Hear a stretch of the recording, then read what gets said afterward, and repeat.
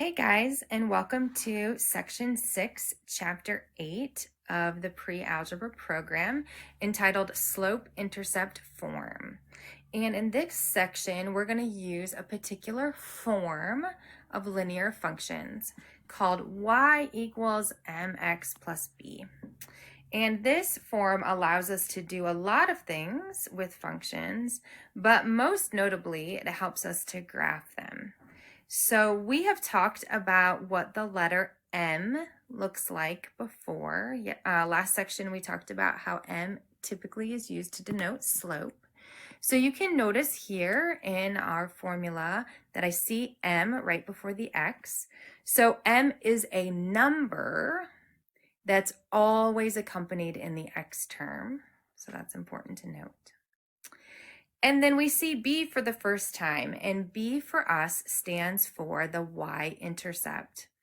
And you are familiar with that because a couple of sections ago we were graphing functions based on their x and y-intercepts. So you remember that those were the points where the graph crosses the x-axis and the y-axis. Remember that this is the x and this is the y. So the y-intercept is where the function is going to cross on this vertical y-axis. So for today's lesson, we're going to be working strictly with functions that already take this form. So all of your problems tonight look like y equals mx plus b. So this is just trying to get you familiar with that particular form. Then in the second part of this video, I'm going to do functions that are not in this form. We're going to get them into slope-intercept form, and then we're going to be able to graph them. But that part of the video is meant for tomorrow's assignment. I didn't want to overwhelm you too much today. I wanted to try to just do this one form and see if I can get you comfortable with it. So when we look at a function like this one, I wrote down y equals 1/2 x plus 3. The very first thing we want to do is identify our pieces. And I have 3 here at the end, and 3 is going to be my y-intercept. And then I also have the number in front of the x. And the number in front of the x is always the slope. And remember, slope is going to be my rise over run. In order to be able to graph this, I always start with my y-intercept. Start here. This is our starting point.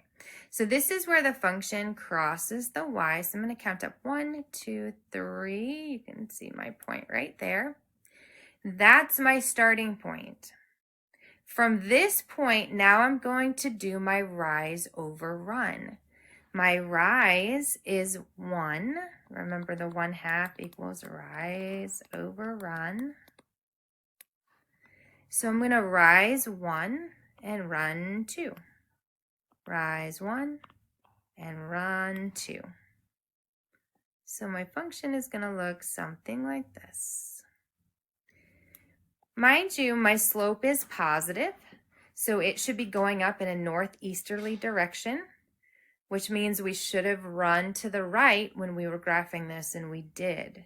So I just want to remind you, there's a lot of little things here we need to be attentive to. I know it's going to feel a little overwhelming at first, but we're just going to keep practicing, and hopefully you'll get it. Okay, let's do another example. What if I had y equals 2x minus 5? First thing I want to see is my y-intercept here. My y-intercept is actually -5. Do you see that negative there in front of the 5? And then my slope is the number before the x. So I have -5 as my y-intercept. And then I have 2 as my slope. Now, 2 is not in fraction form, so how do I rise over run? Well, remember, any integer can be written as that number over 1. So my slope is actually, we can write it as 2 over 1, which will then help me do my rise over run. Okay, so I always start with my y-intercept. He's my winner, so I'm going to go down 1, 2, 3, 4, 5. Remember, this is my x and this is my y. So I'm always starting on this vertical line. And then I'm going to rise 2, 1, 2, and go over 1. Rise 2, go over 1, rise 2, go over 1. You can do that as many times as you want to make you feel comfortable. And then you're going to adjoin the dots and make sure you put your arrows at the end. Okay, hopefully it's not too bad yet. Let's do another example like that. What if I had, I'm sorry, this is 3. Wow, let's just go ahead and write that better. What if I had y equals negative 2/3 plus 1? Okay, first we need to identify our y-intercept, which is 1, and we need to identify our slope, which is negative 2/3. So this is our y-intercept, and this is our slope. And then we're going to start with the y-intercept every time. We're going to start at 1. So this is where it crosses the x-axis, or the y-axis, excuse me. And now my slope is negative 2/3, which equals my rise over run. Notice my negative here. I'm going to rise 2, 1, 2, but now I have to run left, 1, 2, 3, because I have a negative slope. So I'm going to go up 2, 1, 2, 1, 2, 3. Now my function is going down to the southeast because I have a negative slope. All right, so we ran to the left because it was negative, and it doesn't matter which number looks like it shows the negative. If we see a negative, then we're always going to run left. And so we're going to have this negative looking slope here.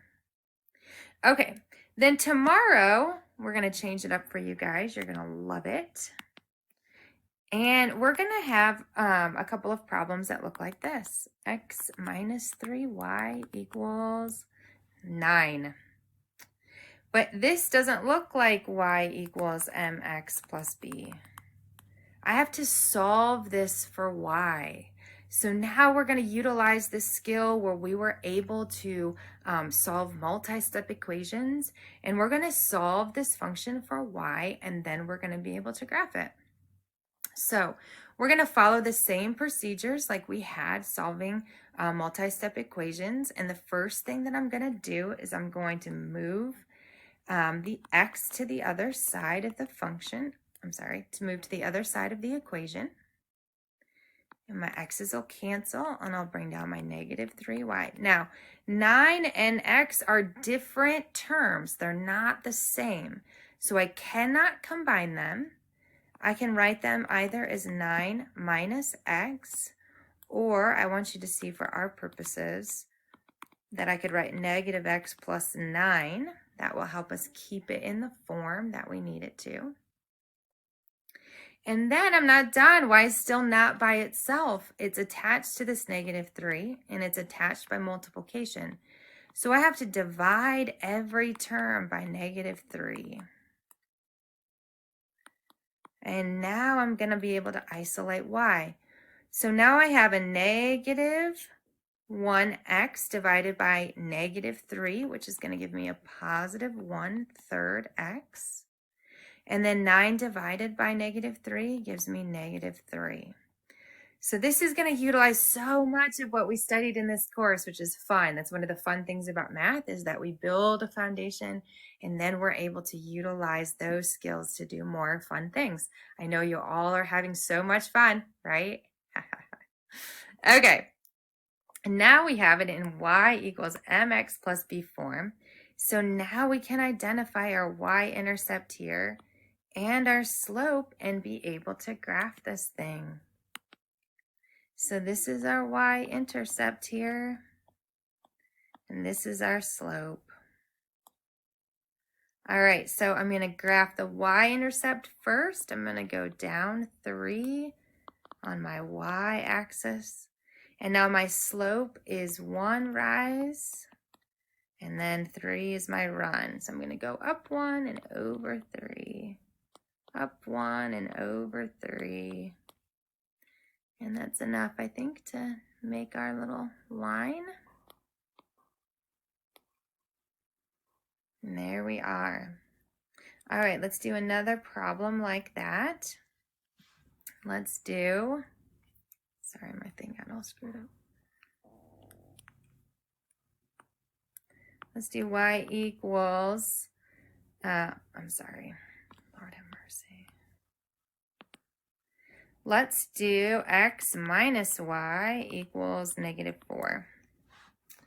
All right, the first thing I have to do is solve this thing for y. So my first step is always going to be to move the x to the other side of the equation, always. So you do the opposite there. I'm going to subtract it. So now I get -y equals, and you can write it down this way if it's easier to see.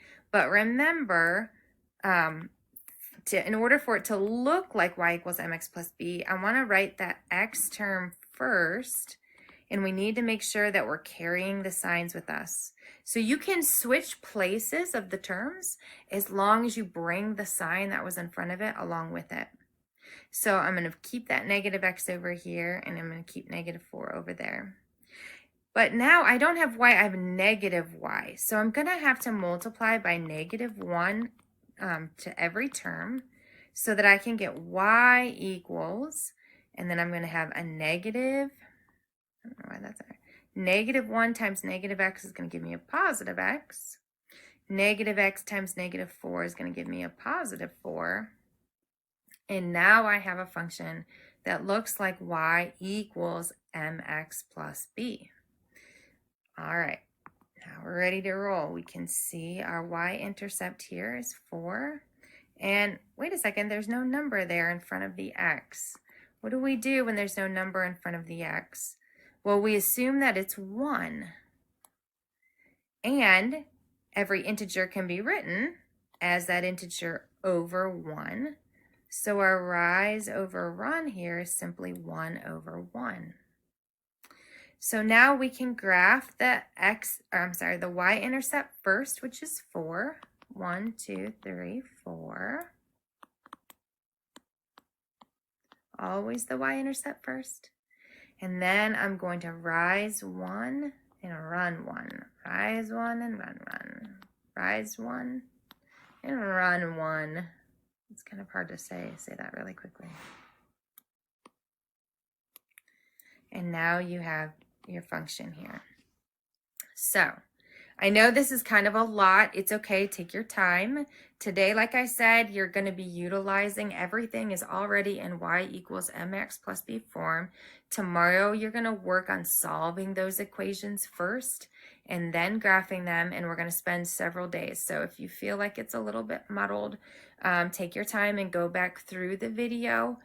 And then look at the examples in the book. If you have any questions, feel free to reach out to me. I'll be happy to work more examples. In fact, I might even attach a few more examples in the email so that you have more to look at, and hopefully it will start to become clear. So finish up your notes and begin your assignment.